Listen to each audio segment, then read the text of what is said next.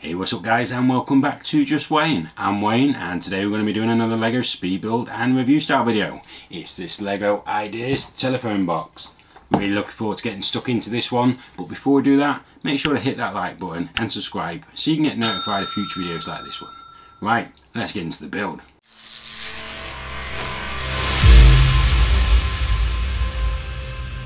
There are a couple of hidden features in this set that I wasn't aware of, but we'll get to that towards the end of the video.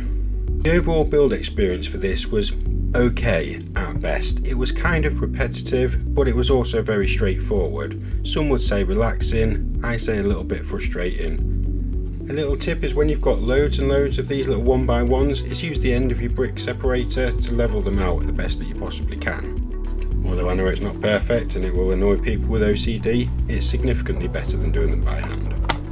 The set consists of 1,460 pieces, of which I think the vast majority of that is made up in about 5 different elements.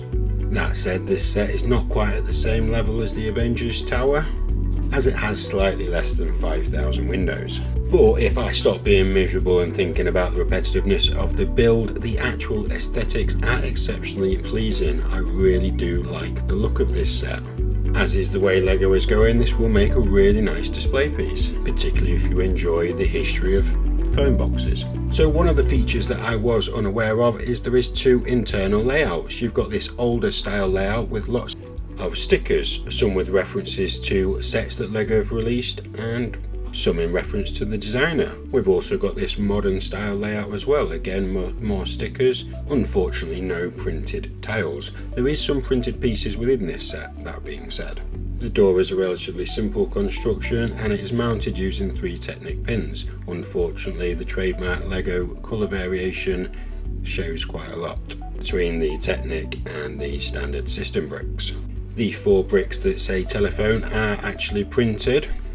And now we're getting to the next feature that I was unaware of, and it is an internally mounted light, which can be activated by the push of a button on the roof.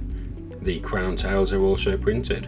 So with the construction of the phone box complete, it was time to move on to the landscape, which again was somewhat repetitive, but in a good way in this instance, as it's really nicely detailed. The designer could have gone for a flat, boring looking base, but they've actually gone for a really nice cobblestone effect. And we've got the really nice masonry brick wall as well. I've seen that people have stated that the reason for the little miniature archways is for your phone charging cable to be able to go in, and the 2 bollards where you can rest your phone against. Personally, I think it's a little bit crazy and really impractical and totally pointless, because we wouldn't have been given our 3 fingers and our pinky if they wasn't intended for holding our phones. Both the fence and street light are really detailed and make a great addition to this set.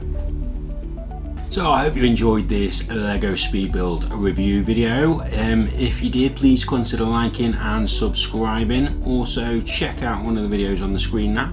That's it from me guys, I'll see you on the next one. Bye for now.